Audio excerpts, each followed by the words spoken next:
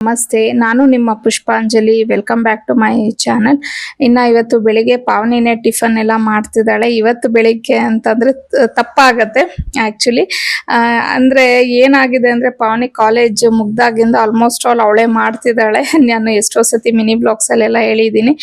ಅವಳು ಸ್ವಲ್ಪ ಬ್ಯುಸಿ ಆಗಿದ್ದಾಗ ನಾನ್ ಮಾಡ್ತಿರ್ತೀನಿ ಅಷ್ಟೇನೆ. ಇವಾಗ ಯಾವ ತರ ಆಗ್ಬಿಟ್ಟಿದ್ದಾಳೆ ಅಂದ್ರೆ ಪಾವನಿ ಟಿಫನ್ ಮಾಡ್ತಿರ್ತಾಳೆ, ಅದ್ರ ಜೊತೆಗೆ ಹೆಲ್ದಿ ಡ್ರಿಂಕ್ ಮಾಡೋದಾಗಿರ್ಬೋದು, ಇಲ್ಲ ನಾನು ಸಾರ್ಗೆ ಏನಾದ್ರು ಇಟ್ಟಿದ್ರೆ ಅದನ್ನ ನೋಡ್ಕೊಳ್ಳೋದಾಗ್ಬೋದು, ಎಲ್ಲಾ ಮಾಡ್ತಿರ್ತಾಳೆ. ಅಂದ್ರೆ ನಾನು ಕಿಚನ್ ಅಲ್ಲಿ ಇದ್ದಾಗ ನನ್ನ ಮಕ್ಕಳಿಗೆ ಇವನ್ನೆಲ್ಲ ಹೇಳ್ಕೊಡ್ತಾ ಇರ್ತೀನಿ. ಒಂದ್ ಕೈಯಲ್ಲಿ ನಾವು ಕೆಲಸ ಮಾಡ್ತಾ ಇದ್ರೆ ಬಾಯಂತೂ ಸುಮ್ನೆ ಇರಲ್ಲ. ಎಸ್ಪೆಷಲಿ ನಾನು ಸ್ವಲ್ಪ ತುಂಬಾನೇ ಮಾತಾಡ್ತಿರ್ತೀನಿ, ಅವ್ರಿಗೆ ಹೇಳ್ತಾನೆ ಇರ್ತೀನಿ, ನೋಡಿ ಇವಾಗ ನಾನು ಟಿಫನ್ಗೆ ಇಟ್ಟಿದ್ದೀನಿ, ಇಲ್ಲಿ ಒಗ್ಗರಣೆ ಈರುಳ್ಳಿ ಸ್ವಲ್ಪ ಅದು ರೋಸ್ಟ್ ಆಗೋ ಅಷ್ಟೊತ್ತಿಗೆ ಬೇರೆ ನಾವು ಮಸಾಲೆ ರುಬ್ಕೊಳ್ಳೋದೇನಾದ್ರೂ ಇದ್ರೆ ರುಬ್ಕೊಬೇಕು, ಇಲ್ಲಾಂದ್ರೆ ಬೇರೆ ವೆಜಿಟೇಬಲ್ಸ್ ಕಟ್ ಮಾಡೋದಿದ್ರೆ ಕಟ್ ಮಾಡ್ಕೋಬೇಕು. ಈ ರೀತಿ ಎಲ್ಲ ನಾನು ಹೇಳ್ಕೊಡ್ತಿರ್ತೀನಿ.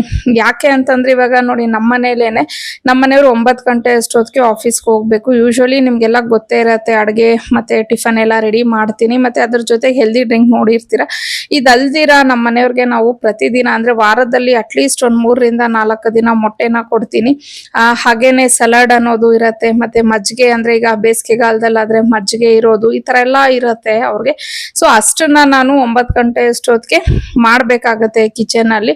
ಸೊ ಹಂಗಾಗಿ ನಾನು ಅದನ್ನೆಲ್ಲ ನನ್ನ ಮಕ್ಕಳಿಗೂ ಹೇಳ್ಕೊಡ್ತಿರ್ತೀನಿ. ನಾಳೆ ದಿನ ನಿಮ್ ಲೈಫ್ ಯಾವ ರೀತಿ ಇರತ್ತೆ ಅನ್ನೋದು ಗೊತ್ತಿಲ್ಲ ಅಮ್ಮ, ಸೊ ಇದನ್ನೆಲ್ಲ ನೀವು ಕಲ್ತ್ಕೊಬೇಕು ಅಂತ ಅನ್ಬಿಟ್ಟು. ಸೊ ಇವಾಗ ನಮ್ಮ ಪಾವನಿನೂ ನೀವು ಈ ವಿಡಿಯೋದಲ್ಲಿ ನೋಡಿದ್ರೆ ಅವಳು ಆಲ್ಮೋಸ್ಟ್ ಆಲ್ ಎಲ್ಲ ಮಾಡೋ ಅಷ್ಟು ಕೆಪಾಸಿಟಿ ಅವಳಿಗೂ ಬಂದಿದೆ.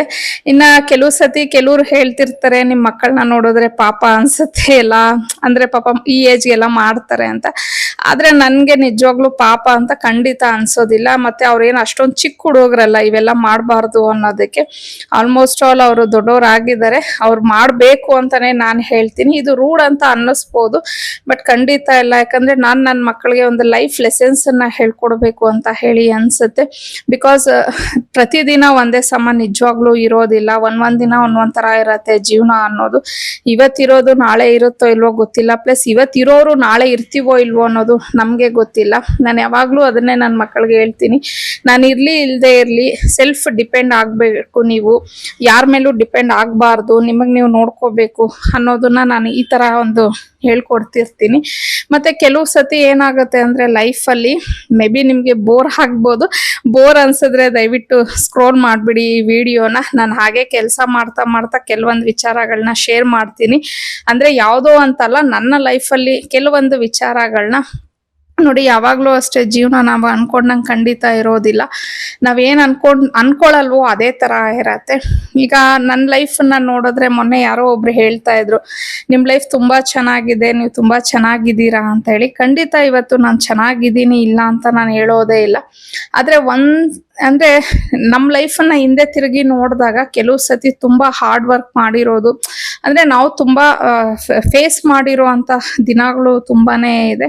ಸೊ ಅದ್ರ ಜೊತೆಗೆ ತುಂಬಾ ಸ್ಯಾಕ್ರಿಫೈಸಸ್ ಮಾಡಿದೀವಿ ಲೈಫಲ್ಲಿ ನಾವು. ಮೇ ಬಿ ಅದಕ್ಕೆ ಇವತ್ತು ಹೀಗಿದೀವಿ ಅಂತಾನು ಅನ್ಸುತ್ತೆ ನನ್ಗೆ. ಮತ್ತೆ ಇವತ್ತು ಹೀಗಿದೀವಿ ಅಂತ ಹೇಳ್ಬಿಟ್ಟು ನಾವು ನೆನ್ನೆ ಯಾವ ರೀತಿ ಇದ್ವೋ ಅದನ್ನ ನಾನು ಖಂಡಿತ ಯಾವತ್ತು ಮರ್ತಿಲ್ಲ.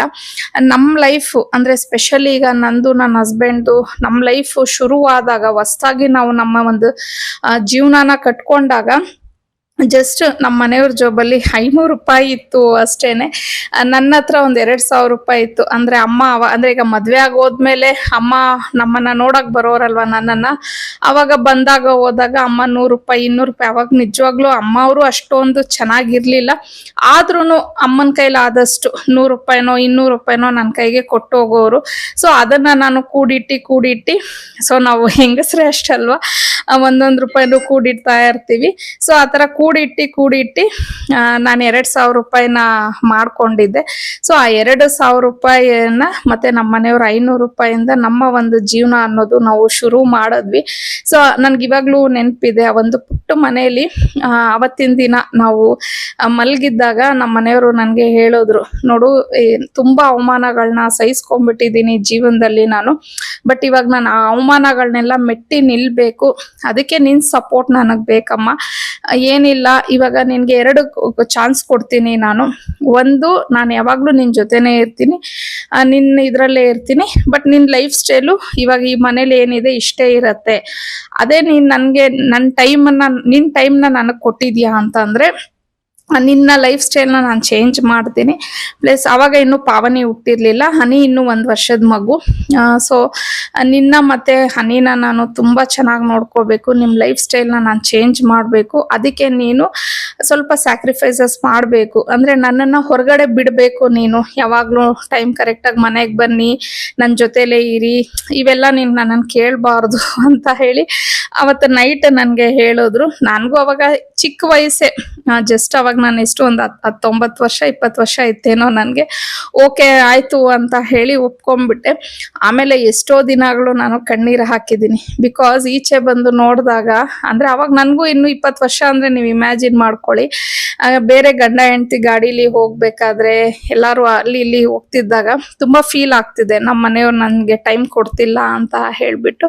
ಹಂಗನ್ಬಿಟ್ಟು ಪಾಪ ಅವರು ಅಷ್ಟೊಂದು ನನ್ಗೆ ಟೈಮೇ ಕೊಟ್ಟಿಲ್ಲ ಅಂತ ಹೇಳಿದ್ರು ಸುಳ್ಳಾಗತ್ತೆ, ಕೊಡ್ತಿದ್ರು. ಅಂದ್ರೆ ಲೈಕ್ ಮೂವಿಗೆ ಹೋಗ್ತಾ ಇದ್ವಿ, ಮತ್ತೆ ವರ್ಷಕ್ಕೆ 1-2-3 ಸತಿ ಟ್ರಿಪ್ ಅಂತಾನು ಅಲ್ಲಿ ಇಲ್ಲಿ, ಅವ್ರಿಗೆ ಟ್ರಾವೆಲಿಂಗ್ ತುಂಬಾ ಇಷ್ಟ, ಕರ್ಕೊಂಡು ಹೋಗೋರು. ಬಟ್ ನಾನು ಎಕ್ಸ್ಪೆಕ್ಟ್ ಮಾಡಿದಷ್ಟು ಅವರು ನನಗೆ ಟೈಮ್ ಕೊಡ್ತಿರ್ಲಿಲ್ಲ. ಸೊ ಇವತ್ತು ನನ್ನ ಲೈಫ್ ಸ್ಟೈಲ್ ಹಿಂಗಿರೋದಕ್ಕೆ ನಾನು ಅವರ ಒಂದು ಜೊತೆಲಿ ಇರುವಂತ ಟೈಮ್ನ ಸ್ಯಾಕ್ರಿಫೈಸ್ ಮಾಡಿದ್ದೀನಿ. ಸೊ ಇವತ್ತು ನನ್ನನ್ನು ಎಲ್ಲರೂ ಹೊಟ್ಟೆ ತುಂಬಿದೆ ನಿಮ್ಗೇನ್ ಗೊತ್ತಾಗುತ್ತೆ ಅಂತ ಹೇಳ್ಬೋದು, ಬಟ್ ಆ ಹೊಟ್ಟೆ ತುಂಬಿಸ್ಕೊಳಕ್ಕೆ ನಾನು ಎಷ್ಟೋ ಕೆಲವೊಂದನ್ನ ಹೇಳಕ್ಕೂ ಆಗಲ್ಲ, ಅಷ್ಟು ಎಲ್ಲ ನಾನು ಸ್ಯಾಕ್ರಿಫೈಸ್ ಮಾಡಿದ್ದೀನಿ. ಆ ಒಂದು ಸ್ಯಾಕ್ರಿಫೈಸ್ ಇಂದ ಇವತ್ತು ನಮ್ಮ ಜೀವನ ಈ ತರ ಇದೆ. ಬಟ್ ಇದನ್ನೆಲ್ಲ ನಾನು ನನ್ನ ಮಕ್ಕಳ ಹತ್ರ ಶೇರ್ ಮಾಡ್ತೀನಿ, ಹೀಗಿತ್ತು ನನ್ನ ಲೈಫು, ಹೀಗಾಗಿದೆ, ಇವತ್ತು ಹಿಂಗಿದೆ ಅಂತಂದ್ರೆ ನಾನು ಅದಕ್ಕೆ ಅನ್ಬಿಟ್ಟು ಏನೋ ಒಂದು ತ್ಯಾಗ ಮಾಡಿದ್ದೀನಿ. ಸೊ ನಿಮ್ದು ಅಷ್ಟೇ ಜೀವನ, ನೀವು ಹಾರ್ಡ್ ವರ್ಕ್ ಮಾಡಿದ್ರೇನೆ ನಮ್ಮ ಅದಕ್ಕೆ ಪ್ರತಿಫಲ ಅನ್ನೋದು ಸಿಗೋದು. ಸೊ ಕೆಲವೊಂದು ಬೇಕು ಅಂದಾಗ ಕೆಲವೊಂದು ನಾವು ಜೀವನದಲ್ಲಿ ಕಳ್ಕೊಬೇಕು ಅಂತ ಹೇಳಿ, ಸೊ ಈ ತರ ಎಲ್ಲ ಹೇಳಿ ನನ್ನ ಮಕ್ಕಳಿಗೆ ಪ್ರತಿದಿನ ನಮ್ಮ ಮನೇಲಿ ಬೆಳಿಗ್ಗೆ ಕಿಚನ್ ಅಲ್ಲಿ ಈ ತರದ್ದು ಏನೋ ಒಂದು ಮೋಟಿವೇಶನಲ್ ಸ್ಪೀಚ್ ಅನ್ಕೋಬಹುದು, ಇಲ್ಲ ಬೋರಿಂಗ್ ಸ್ಪೀಚ್ ಅನ್ಕೋಬಹುದು, ಆ ತರ ಮಾತಾಡಿನೇ ನನ್ನ ಮಕ್ಕಳಿಗೆ ಎಲ್ಲಾ ತರ ಕೆಲ್ಸಗಳಾಗಿರ್ಬೋದು, ಎಲ್ಲಾ ತರ ಜೀವನದ ಪಾಠಗಳನ್ನಾಗಿರ್ಬೋದು ಹೇಳ್ಕೊಡ್ತಾ ಇರ್ತೀನಿ. ಇವತ್ತು ಬೆಳಿಗ್ಗೆ ಟಿಫನ್ ಪಾವನಿ ಮಾಡಿದ್ರಿಂದ ನನಗೆ ಸ್ವಲ್ಪ ಟೈಮ್ ಸಿಕ್ತು, ಹಂಗಾಗಿ ನಾನು ಒಂಚೂರು ಕ್ಲೀನಿಂಗ್ ಕೆಲಸಗಳೇನಾದ್ರೂ ಇತ್ತು ಅಂದ್ರೆ ಅದನ್ನ ಮಾಡ್ಕೊಂಡ್ಬಿಡ್ತೀನಿ. ಹಾಗೇನೆ ಅವತ್ತು ಫ್ರೆಂಡ್ಸ್ ಜೊತೆ ಹೊರಗಡೆ ಹೋಗೋದು ಪ್ಲಾನ್ ಆಗಿತ್ತು ನನಗೆ. ಸೊ ಮನೇಲಿ ಎಲ್ಲ ಕೆಲಸ ಮುಗಿಸ್ಕೊಂಡು ನಾನು ರೆಡಿ ಆದೆ, ಹೊರಡೋಣ ಅನ್ನೋ ಅಷ್ಟೊತ್ತಿಗೆ, ಅಂದ್ರೆ ನನ್ನ ಫ್ರೆಂಡ್ ಒಬ್ಳು ನನ್ನನ್ನ ಪಿಕ್ ಮಾಡ್ತೀನಿ ಅಂತ ಹೇಳಿದ್ಲು. ಅವಳು ಒಂದ್ ಸ್ವಲ್ಪ ಕೆಲಸ ಇದೆ, ಟೈಮ್ ಆಗತ್ತೆ ಅಂತ ಅಂದ್ಲು. ಸರಿ, ಅವಳು ಬರೋ ಅಷ್ಟೊತ್ತಿಗೆ ನಾನು ಒಂಚೂರು ಎಡಿಟಿಂಗ್ ಕೆಲಸ ಇತ್ತು, ಅದನ್ನ ಮಾಡ್ಕೊಂಡ್ಬಿಟ್ಟು ಹಾಗೇನೆ ಒಂದು ವಿಡಿಯೋನ ಶೂಟ್ ಮಾಡ್ಕೊಂಡ್ಬಿಡೋಣ ಅಂತ ಹೇಳಿ ಮಾಡ್ಕೊಂತಾ ಇದ್ದೆ. ಸೊ ನಾನು ನಿಮ್ ಜೊತೆ ವಿಡಿಯೋ ಶೂಟ್ ಮಾಡ್ಕೋತಿದ್ದೀನಿ ಅಂತ ಹೇಳಿ, ಅಂದ್ರೆ 2 ಕೆಲಸ, ಈ ಕಡೆ ಒಂದು ಎಡಿಟಿಂಗ್ ಮಾಡ್ತಿದ್ದೀನಿ, ಇನ್ನೊಂದು ಅಲ್ಲಿ ಮಾತಾಡಕ್ಕೆ ಸ್ಟಾರ್ಟ್ ಮಾಡಿದೆ. ಬಟ್ ನೋಡ್ಕೊಂಡೇ ಇಲ್ಲ ನಾನು, ಮೈಕೆ ಆನ್ ಆಗಿಲ್ಲ. ಎಡಿಟಿಂಗ್, ಈ ಒಂದು ವಿಡಿಯೋನ ಎಡಿಟಿಂಗ್ ಮಾಡುವಾಗ ನೋಡ್ತಿದೀವಿ ವಾಯ್ಸೇ ರೆಕಾರ್ಡ್ ಆಗಿಲ್ಲ. ಅವಾಗ ಅನ್ಕೊಂಡೆ, ನೋಡು ಎಷ್ಟು ಒಂದೊಂದ್ಸತಿ ಸ್ಟ್ರೆಸ್ ಅಲ್ಲಿ ನಾವ್ ಎಷ್ಟೊಂದೆಲ್ಲ ಮರ್ತೋಗ್ಬಿಡ್ತೀವಿ ಅಂತ ಅನ್ಬಿಟ್ಟು, ಸರಿ ಇಟ್ಸ್ ಓಕೆ ಬಿಡು, ಹಂಗೆ ವಾಯ್ಸ್ ಓವರ್ ಕೊಡೋಣ ಅಂತ ಅನ್ಬಿಟ್ಟು ನಾನು ವಾಯ್ಸ್ ಓವರ್ ಕೊಡ್ತಾ ಇರೋದು. ಸೊ ನನ್ನ ಫ್ರೆಂಡ್ ಬರೋ ಅಷ್ಟೊತ್ತಿಗೆ ಈ ವಿಡಿಯೋನು ಕಂಪ್ಲೀಟ್ ಮಾಡ್ಕೊಂಡಿದ್ದೆ, ಅಂದ್ರೆ ಅವಳು ಫೋನ್ ಮಾಡೋ ಅಷ್ಟೊತ್ತಿಗೆ ವಿಡಿಯೋನು ಕಂಪ್ಲೀಟ್ ಮಾಡ್ಕೊಂಡು, ನಾನು ಎಡಿಟಿಂಗ್ ಒಂದಿತ್ತು, ಅದೇನು ಅರ್ಜೆಂಟ್ ಇರ್ಲಿಲ್ಲ. ಸೊ ಅವಳು ಬರೋದು ಒಂದು 10 ಮಿನಿಟ್ಸ್ ಟೈಮ್ ಕೊಟ್ಲಲ್ಲ ಅಂತ ಕುತ್ಕೊಂಡು ನಾನು ಎಡಿಟ್ ಮಾಡ್ಕೊಂಡು ಅದು ಕಂಪ್ಲೀಟ್ ಮಾಡಿದೆ. ಇನ್ನ ಇದನ್ನ ನಾನು ಆಲ್ರೆಡಿ ಮಿನಿ ವ್ಲಾಗ್ ಅಪ್ಲೋಡ್ ಮಾಡಿದ್ದೆ. ಅವಾಗ ಸುಮಾರು ಜನ ನನಗೆ ನಿಮ್ಮನ್ನ ಟ್ರೆಡಿಷನಲ್ ಔಟ್ಫಿಟ್ ಅಲ್ಲಿ ನೋಡಿ, ವೆಸ್ಟರ್ನ್ ಔಟ್ಫಿಟ್ ನ ನೋಡಿದ್ರೆ ಏನೋ ಒಂಥರ ಇದೆ ಅಂತ ಅನ್ಬಿಟ್ಟು, ಆಕ್ಚುಲಿ ಹೇಳ್ಬೇಕು ಅಂದ್ರೆ ಯಾರೋ ಒಬ್ರಿಬ್ರು ಹೇಳಿದ್ರು, ನಿಮ್ಗೆ ವೆಸ್ಟರ್ನ್ ಚೆನ್ನಾಗಿ ಕಾಣಿಸ್ತಿಲ್ಲ, ಸ್ಯಾರೀಸ್ ಚೆನ್ನಾಗಿರತ್ತೆ, ನಿಮ್ಗೆ ಇದೇನ್ ಡ್ರೆಸ್ ಚೆನ್ನಾಗಿಲ್ಲ ಅಂತ ಹೇಳಿ. ಬಟ್ 99% ಎಲ್ಲಾರು ಕಾಂಪ್ಲಿಮೆಂಟ್ಸೇ ಕೊಟ್ಟಿದ್ದು. ಮತ್ತೆ ಕೆಲವ್ರು ಆಶ್ಚರ್ಯ, ನೀವು ಹಾಕ್ತೀರಾ ನಮಗ್ ಗೊತ್ತೇ ಇಲ್ಲ ಅಂತನೂ.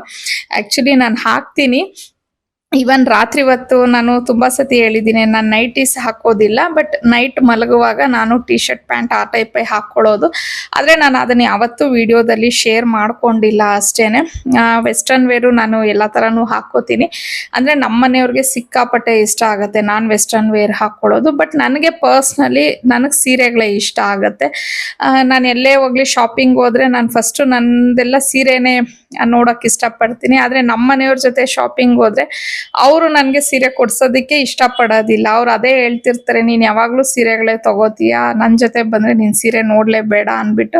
ಅವರೆಲ್ಲಾದ್ರೂ ಮಾಲ್ಸ್ ಆ ಸೈಡ್ ಯಾವತ್ತಾದ್ರೂ ಕರ್ಕೊಂಡು ಹೋದಾಗ ನಾನು ಮಕ್ಕಳಿಗೆ ಶಾಪಿಂಗ್ ಮಾಡ್ತಾ ಇದ್ರೆ ಅವ್ರು ನನಗೆ ನೋಡ್ತಾ ಇರ್ತಾರೆ, ನೋಡು ಈ ಟಾಪ್ ಚೆನ್ನಾಗಿ ಕಾಣಿಸುತ್ತೆ ನಿನಗೆ, ಈ ಪ್ಯಾಂಟ್ ತಗೋ, ಈ ಥರ ಫ್ರಾಕ್ ತಗೋ ನೀನು, ಲೈಕ್ ಆ ಥರ ಎಲ್ಲ ಹೇಳ್ತಾರೆ. ಸೊ ಅವ್ರು ತುಂಬ ಇಷ್ಟಪಡ್ತಾರೆ ನನ್ನನ್ನು ವೆಸ್ಟರ್ನ್ ವೇರಲ್ಲಿ ನೋಡೋದಕ್ಕೆ. ಸೊ ಆ್ಯಸ್ ಎ ವೈಫ್ ಅವ್ರಿಗೆ ಇಷ್ಟ ಆಗೋ ಥರ ಬಟ್ಟೆ ಹಾಕ್ಕೊಳ್ಳೋದು ತಪ್ಪಲ್ಲ ಅಂತ ಹೇಳಿ ನನಗೆ ಅನಿಸುತ್ತೆ. ಪ್ಲಸ್ ನಾನೇನು ಅಷ್ಟೊಂದು ಅಸಹ್ಯವಾಗಿರೋ ಅಂಥ ಬಟ್ಟೆ ಇದುವರೆಗೂ ಹಾಕಿಲ್ಲ. ನೀವು ನನ್ನ ವಿಡಿಯೋಸನ್ನೆಲ್ಲ ನೋಡಿದರೆ, ಸೊ ನನ್ನ ಒಂದು ಲಿಮಿಟ್, ನನ್ನ ಒಂದು ಲೈನ್ ಅನ್ನೋದು ನನಗಿದೆ. ನಾನು ಯಾವತ್ತೂ ಅದನ್ನು ಕ್ರಾಸ್ ಮಾಡೋದಿಲ್ಲ. ಅದು ನನಗೂ ಚೆನ್ನಾಗಿ ಇದಿರತ್ತೆ.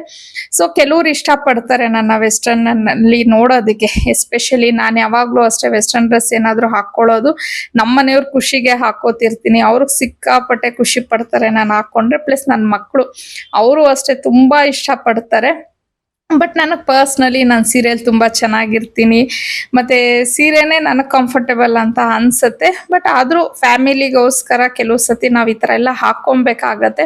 ಅದರಲ್ಲೂ ನಾನು ಖುಷಿ ಪಡ್ತೀನಿ. ಯಾಕಂದರೆ ಇವಾಗ ನಾವು ಹೋಗ್ತಾ ಇರೋ ಒಂದು ಪ್ಲೇಸ್ಗೆ ಈ ಥರ ಒಂದು ಬಟ್ಟೆ ಹಾಕ್ಕೊಂಡು ಹೋದ್ರೇ ಅದಕ್ಕೆ ಸೂಟ್ ಆಗುತ್ತೆ ಅಂತ ಹೇಳಿ ನನಗನ್ಸುತ್ತೆ. ಹಂಗೆ ಅಂದ್ಬಿಟ್ಟು ಸೀರೆ ಉಟ್ಕೊಂಡು ಹೋಗಿದ ತಕ್ಷಣ ಅವ್ರು ತಳ್ಳಿಬಿಡ್ತಾರೆ ಅಂತ ಏನೂ ಅಲ್ಲ, ಸೀರೆನೂ ಉಟ್ಕೊಂಡು ಹೋಗ್ಬೋದು.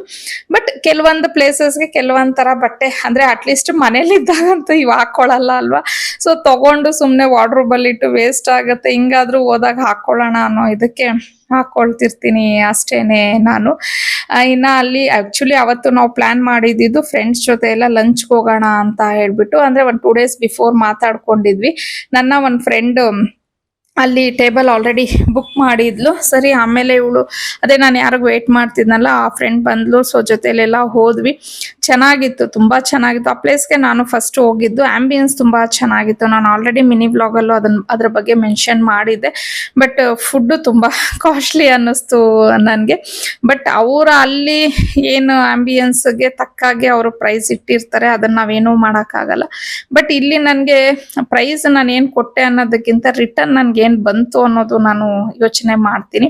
ಅಲ್ಲಿ ನನಗೆ ನಿಜವಾಗ್ಲೂ ಒಂದು ಪ್ರೀಶಿಯಸ್ ಮೂಮೆಂಟ್ ಅನ್ನೋದು ಸಿಕ್ತು. ಅಂದರೆ ಆ 2 hours ನನ್ನ ಫ್ರೆಂಡ್ಸ್ ಜೊತೆ ನಾನು ಏನು ಸ್ಪೆಂಡ್ ಮಾಡಿದೆ ನೋಡಿ, ಅದಕ್ಕೆ ಬೆಲೆನೇ ಕಟ್ಟಕ್ಕಾಗಲ್ಲ ಅಂತ ಹೇಳಿ ನನಗೆ ಅನಿಸುತ್ತೆ. ಬಿಕಾಸ್ ಲೈಫಲ್ಲಿ ಎಷ್ಟೋ ಏಳು ಬೀಳು ನೋಡ್ತಾನೆ ಇರ್ತೀವಿ. ಪ್ರತಿದಿನ ಇದೇ ಜಂಜಾಟ, ಬ್ಯುಸಿ ಸ್ಕೆಡ್ಯೂಲ್ಸು, ಮನೆ ಕೆಲಸ, ಎಲ್ಲಾದ್ರ ಮಧ್ಯೆ ನಿಜವಾಗ್ಲೂ 40s ಯಾರ್ಯಾರು ಇದ್ದೀರಾ ಲೇಡೀಸು, ನಾನು ಸಜೆಸ್ಟ್ ಮಾಡ್ತೀನಿ ಲೈಫ್ನ ಸ್ವಲ್ಪ ಮಟ್ಟಿಗೆ ಆದರೂ, ಯಾಕಂದರೆ ಇಷ್ಟು ವರ್ಷ ನಾವು ನಮ್ಮದೇ ಆದ ಗಂಡ ಮಕ್ಕಳು ಮನೆ ಸಂಸಾರ ಅಂತೆಲ್ಲ ಕೊಟ್ಟಿರ್ತೀವಿ. ಅಟ್ಲೀಸ್ಟ್ ಯಾವಾಗಾದ್ರೂ ತಿಂಗಳಿಗೆ ಒಂದ್ಸತಿ ಆದ್ರೂ ನಮ್ಗೆ ಅಂತ ನಾವು ಒಂದು 2 hours ಕೊಟ್ಟಿದ್ದೀವಿ ಅಂದ್ರೆ ನೋಡ್ಕೊಳ್ಳಿ, ನಿಜವಾಗ್ಲೂ ಒಂದು ಸಾರ್ಥಕ ಅಂತ ಹೇಳಿ ಅನ್ಸುತ್ತೆ. ಅದು ನಾನು ಹೇಳಿದ ತಪ್ಪು ಅಂತ ಅನ್ಸಿದ್ರೆ ಸಾರಿ, ಬಟ್ ನನ್ಗೆ ನಾನು ಹೇಳಿದ್ದು ಖಂಡಿತ ತಪ್ಪೇನಿಲ್ಲ ಅಂತ ನಾನು ಅನ್ಕೋತೀನಿ. ಮತ್ತೆ ನಮ್ಮನೆಯವರು ಅಷ್ಟೇ ನನಗೆ ತುಂಬಾ ಸಪೋರ್ಟ್ ಮಾಡ್ತಾರೆ. ಅವ್ರು ಯಾವಾಗಲೂ ಹೇಳ್ತಾರೆ, ನೋಡು ನನ್ಗಂತೂ ನಿನ್ನನ್ನೆಲ್ಲೂ ಕರ್ಕೊಂಡು ಹೋಗಕ್ಕೆ ಅಷ್ಟು ಟೈಮ್ ಇಲ್ಲ, ನಿನ್ನ ಫ್ರೆಂಡ್ಸ್ ನಿನ್ನನ್ನು ಕರೀತಾರ, ಇಲ್ಲ ನಿಮ್ಮ ಜಾನ್ಸಿ ವಾಣಿ ಅತ್ತಿಗೆ ಕರೀತಾರ, ಇಲ್ಲ ಕಸಿನ್ಸ್ ಕರೀತಾರ, ಯಾರೇ ಕರೆದ್ರೂ ಇಮಿಡಿಯೇಟ್ ಆಗಿ ಹೋಗು, ಅವ್ರ ಜೊತೆ ಟೈಮ್ ಸ್ಪೆಂಡ್ ಮಾಡು, ಎಂಜಾಯ್ ಮಾಡು, ನಿನ್ನ ಲೈಫನ್ನು ನೀನು ಅಲ್ಪ ಸ್ವಲ್ಪ ಆದರೂ ಎಂಜಾಯ್ ಮಾಡು. ಅವ್ರಿಗೂ ಯಾವಾಗಲೂ ಅದೇ ರಿಗ್ರೆಟ್ ಇರುತ್ತೆ ನಮ್ಮ ಮನೆಯವ್ರಿಗೆ, ನೀನು ಯಾವಾಗ್ಲೂ ನನ್ನ ಒಂದು ಲೈಫಲ್ಲಿ ಅಡ್ಜಸ್ಟ್ ಮಾಡ್ಕೊಂಡೇ ಬಂದ್ಬಿಟ್ಟೆ ನನಗೆ, ಬಟ್ ಅಟ್ಲೀಸ್ಟ್ ಇವಾಗಾದ್ರೂ ನಿನ್ನ ಲೈಫ್ನ ನೀನು ಎಂಜಾಯ್ ಮಾಡು, ಚೆನ್ನಾಗಿರು, ಖುಷಿಯಾಗಿರು, ಎಷ್ಟು ಬೇಕೋ ಅಷ್ಟು ಮಾಡ್ಕೊ, ಅದೆಲ್ಲ ಅವರು ನನ್ಗೆ ಆ ಥರ ಹೇಳ್ತಿರ್ತಾರೆ. ಅದಕ್ಕೇನೆ ನಾನು, ನೀವು ಅಂತ ಇರ್ತಾರೆ ಅಲ್ವಾ, ಎಷ್ಟೊಂದು ಫಂಕ್ಷನ್ಸ್ ಅಟೆಂಡ್ ಮಾಡ್ತೀರಾ, ಅಲ್ಲಿ ಹೋಗ್ತೀರಾ ಇಲ್ಲಿ ಹೋಗ್ತೀರಾ ಅಂತ, ನಿಜವಾಗ್ಲೂ ಹೋಗ್ಲೇಬೇಕು ಅನ್ಸುತ್ತೆ ನನಗೆ. ಎಷ್ಟು ದಿನ ಅಂತ ಹೇಳಿ ನಮ್ಮನ್ನ ನಾವು ಒಳಗಡೆನೆ ಕೂಡ ಹಾಕೊಂಡು ನಮ್ಮನ್ನ ನಾವು ಇದು ಮಾಡ್ಕೊಂಡಿರೋದು. ಬಟ್ ಎಲ್ಲೇ ಹೋಗ್ಲಿ ಎಲ್ಲೇ ಬರ್ಲಿ ನಂದೇ ಆದ ಒಂದು ಲಕ್ಷ್ಮಣ ರೇಖೆ ಅಂತ ನಾನು ಹಾಕೊಂಡಿರ್ತೀನಿ. ಎಲ್ಲಿಗೆ ನಾನು ಹೋಗ್ಬೇಕು, ಯಾರ ಜೊತೆ ನಾನು ಮಿಂಗಲ್ ಆಗ್ಬೇಕು ಅನ್ನೋದು ನನ್ಗದು ಪರ್ಫೆಕ್ಟ್ ಆಗಿ ಗೊತ್ತು. ಸೊ ಅಂತದನ್ನ ಮಾತ್ರನೇ ನಾನು ಇದ್ ಮಾಡ್ಕೋತಾ ಇರ್ತೀನಿ. ಸೊ ನಾನು ಎಲ್ಲಾರ್ಗೂ ಅದನ್ನೇ ಹೇಳ್ತೀನಿ, ಸ್ವಲ್ಪ ಟೈಮ್ ನಮಗ್ ನಾವು ಕೊಟ್ಕೊಳ್ಳೋದ್ರಲ್ಲಿ ಖಂಡಿತ ತಪ್ಪೇನೂ ಇಲ್ಲ. ಬಿಕಾಸ್ ನಾವು ಅದನ್ನ ಡಿಸರ್ವ್ ಮಾಡ್ತೀವಿ ಅಂತ ಹೇಳಿ ನನ್ಗೆ ಅನ್ಸುತ್ತೆ. ಎಷ್ಟೋ ಸ್ಯಾಕ್ರಿಫೈಸಸ್ ಮಾಡಿದೀವಿ ಅಲ್ವಾ ಲೈಫ್ ಅಲ್ಲಿ. ಸೊ ಈಗ ನಮ್ಮನ್ನ ನಾವು ಸ್ವಲ್ಪ ಮಟ್ಟಿಗೆ ಆದ್ರೂ ಕೇರ್ ಮಾಡ್ಕೊಳ್ಳೋದ್ರಲ್ಲಿ, ನಮ್ಮನ್ನ ನಾವು ಸ್ವಲ್ಪ ಮಟ್ಟಿಗೆ ಆದ್ರೂ ನೋಡ್ಕೊಳ್ಳೋದ್ರಲ್ಲಿ, ಮತ್ತೆ ಕೆಲವು ಸತಿ ಸ್ವಾರ್ಥಿಗಳಾಗೋದ್ರಲ್ಲೂ ಖಂಡಿತ ತಪ್ಪೇನೂ ಇಲ್ಲ. ಸೊ ಅವತ್ತಿನ ದಿನ ನಾನು ಅದನ್ನೇ ಮಾಡಿದೆ.